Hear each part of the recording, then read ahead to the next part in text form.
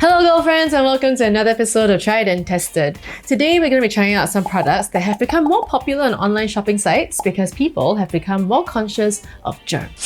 So as we know, UVC light kills bacteria. Now this is a UV sterilizer bag that utilizes UVC LED technology. Whatever you put inside, like your keys, wallet, phone, spectacles, masks, as long as it's exposed to the light, it will kill 99.9% of the bacteria in 3 minutes. Every time I see these things, I'm like, that looks so good, but I can't tell if they work. How do you know whether it's proper UVC light? Like, how do you know it's like legit? So to test to see if there was a difference, for 1 week, we put a piece of bread in a Ziploc bag, and the other piece of bread, every day, we would sterilize it in this bag for 3 minutes. And here are the results. So over the course of the week, we saw that there was a difference. Like, this is not just a blue light for show. It did something. Okay, so for today's episode, right, I was actually a little bit nervous about giving my opinion because I'm not a healthcare professional.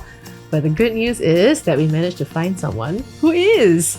She's a friend of mine. She's a doctor, Dr. Jade Kwa, and she will be joining us via video call. Because, you know, social distancing, all of that stuff. I don't know how she's gonna fit in here. I'll be asking her a bunch of questions. Hi, Dr. Jade! Hi! Thank you so much for joining us. We have some questions for you regarding some items that are a little bit... Okay. We're not sure. So we were interested to hear your thoughts on like UVC technology, whether it's effective in sterilizing things, and there's so many devices out there on the market, like how do we even know whether they work or not? The idea that UV can sterilize is a good one. You know, there's obviously some evidence that sometimes it works. The question is how long you want to do that for, and how much of it is required, and to what extent it actually causes damage to the bug you're trying to kill. So I think that is sort of where the controversy is. I mean, in general, it's a great idea, which is why, you know, I'm kind of hopeful that, you know, with all the smart scientists out there, that they'll be able to find something that works and is commercially viable. So as the idea could potentially work. Whether it's been effectively brought over to consumer products at the moment, we are not sure. And whether or not it's effective against COVID, it's also not really certain. So it's kind of like use at your own risk. I mean, I guess the same can be said for lots of other things, like even hand sanitizers and the rest as well. I mean, it'll tell you that it kills a certain percentage of germs, but like, how do you know that? How do you know if it's actually like UVC and not just a random blue light? So for example, like the bread that we put in here, there was definitely a very clear difference between the one that was in this box and the one that wasn't in this box. So does that mean that it did something? Yeah, totally. It sounds like something happened.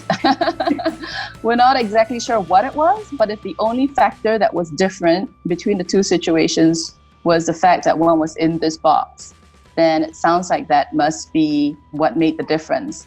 It'll tell you that it kills a certain percentage of germs, but like, how do you know that? I mean, if the product costs cheaply enough for them to be able to afford it and it can allay some fears, that might go a long way, but at least reduce your stress. So even if it's not like 100% guaranteed to strike down the virus, you know, if you're only paying a small amount for it, then I guess maybe like, why not? You know, maybe you'll sleep better.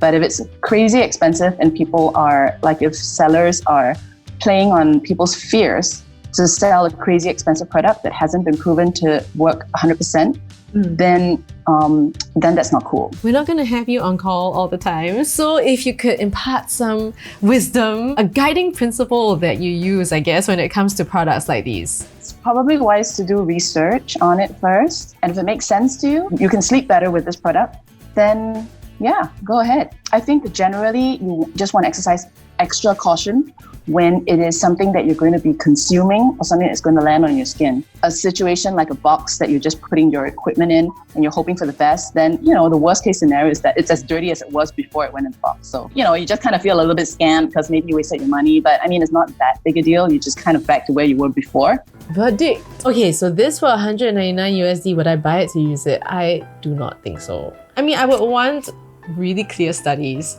that show me how much more effective it is over a hand sanitizer or disinfectant. I think that's my issue with it, you know, that I can't just trust what they say it does.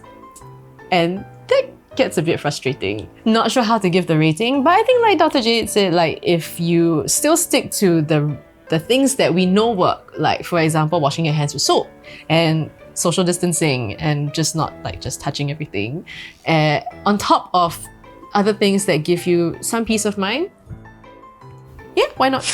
Masks.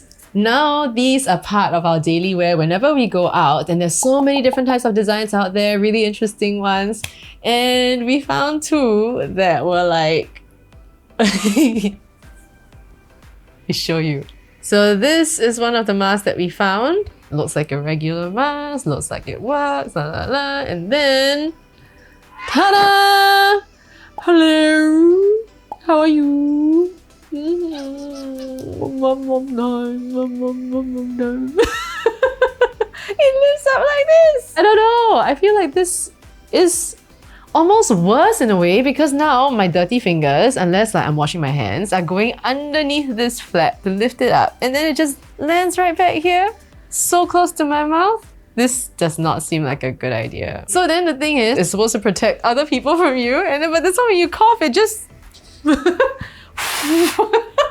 This mask is called the breathable mask, and it's breathable in quite a special way. It's got holes.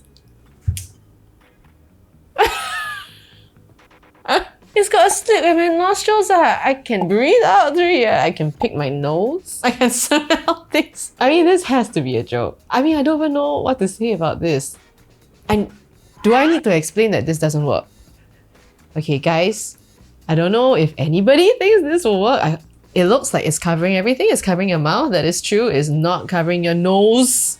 And that is not good. Like if you're wearing your mask like this, it does nothing. It needs to be here. It needs to cover your nose. But then it's like, okay, I'll cover the nose, but I will poke a hole for the nostrils. There may be a use for this that we are not aware of. If it's supposed to be for protection during this time, no. So apart from face masks, more and more people are wearing face shields. And so these are good for like protecting you from other people's like droplets, like I think the bigger ones, and then also protecting them from your droplets. So now they've incorporated these face shields into like more everyday fashion kind of things. So here we have two types of hats with face shields attached. All right, so here we have a bucket hat. Cute. I just saw my reflection. Why not? Like, I don't mind. I don't mind having a layer of something around me. Like, they've said that face shields don't work alone, so you still have to wear these with like a mask. But I definitely do not mind this added layer of protection, especially if there are people who don't own self social distance. Okay, come, let's try the other hat. I feel like this one, in the picture, it kind of went a bit lower, like so it just kind of covered a bit more. This one, I still feel somewhat unprotected in this area, so I'm not sure about this one. Like, it just feels a little bit short and high. Overall, I do really like the idea of this face shield. Okay, so if you want to, you can actually detach these and like keep them. Yeah, this is pretty cool. It does affect your vision a little bit, but this is still quite clear, and I think it really depends on what kind of material you manage to get. So overall, yes. I think face shields totally here for it. Yeah, it's like a fashion accessory as well, I guess. So this is Spiranto Mask-Mate. It's a patch that you're supposed to apply onto your mask to make it smell better, and also apparently help your breathing, and also help with your breath. Okay, so it contains eucalyptus oil, peppermint oil, and lavender oil. The smell of eucalyptus is really strong. Mostly eucalyptus and peppermint. It's quite fresh. So I guess if I put it here, wow, the smell is very strong. I kind of prefer it when it's higher on my nose, because just now when it was right below my nose, I was breathing it in, but at the same time when I was talking, like all that aroma was going into my mouth, which is kind of like breathing in perfume. You can also wear it on the inside, so let me try that. Wow, that's actually quite pleasant. It feels like if you were to put some oil here and then you just kind of cut and breathe it in, it kind of feels like you're doing that all the time. Interesting. I quite like it. A lot of people have become very conscious about germs, and there have been a lot of these contactless door openers in the market that allow you to sort of like do things without actually physically touching them yourself. We have two versions here. This is the plastic one and this is the metal one. So you're supposed to use these to like press lift buttons, open door handles. So this, you're supposed to like sort of put your own hand sanitizer or disinfectant inside so that when you close it, it disinfects on its own. When I saw it on the advertisement, I must say I was like, oh my god, I need that. That looks amazing. But then when I'm looking at this now, right, if I keep adding alcohol in there, does it really kill everything inside? So that kind of gives you a false sense of security, I feel. Like every time I touch a door handle, I feel like this whole thing really needs to be disinfected. This thing feels so flimsy. So this was $2.99, so I can totally understand why the material is like that. Okay, this one. So there's a hole here which you can, I think, sort of like attach to your keychain. So then you might be thinking, why not just use a key? Well, I think the difference is also like this one, the top of it is not as sharp as a key is, so maybe is less likely to scratch surfaces. So the thing is, like, there's a hook here, but the area is not like super big. So the thing is, like, there are some door handles that are really huge, and this won't be able to grab those. So with the plastic one, you can sort of grab like larger things, but then it's also kind of flimsy, so it feels like it might break, or like it feels like the grip won't be super strong, because there's also nothing here to kind of facilitate for a better grip. It's like you're taking two pieces of plastic and you're just, you know what I mean? Like that's exactly how it is lah. I'm curious to know what Dr. Jade's opinion is about this.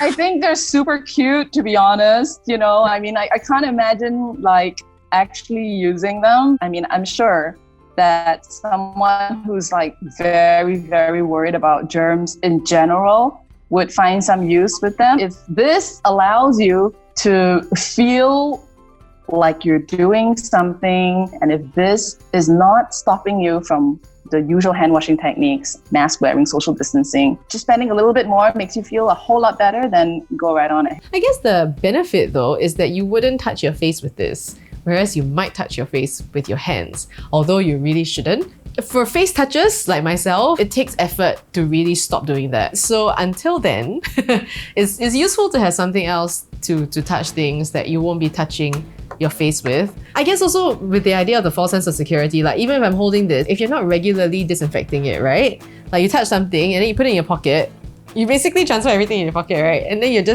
it's all over the place. So I guess that's something to think about as well. All right, we've come to the end of the episode. If you want to find out more about the products, how much they cost, where to get them from, you can go to our Tried and Tested Facebook page, or you can check out the links in the description box down below. And if you have already subscribed to the channel, thank you very much. Now all you need to do is hit that bell and you'll be notified every time a new video comes out onto YouTube. Or you can just download the Clicknetwork app and you'll be able to watch the videos before they come out onto YouTube. It's also newly revamped. All right, till next time, wash your hands, stay safe, and go be beautiful.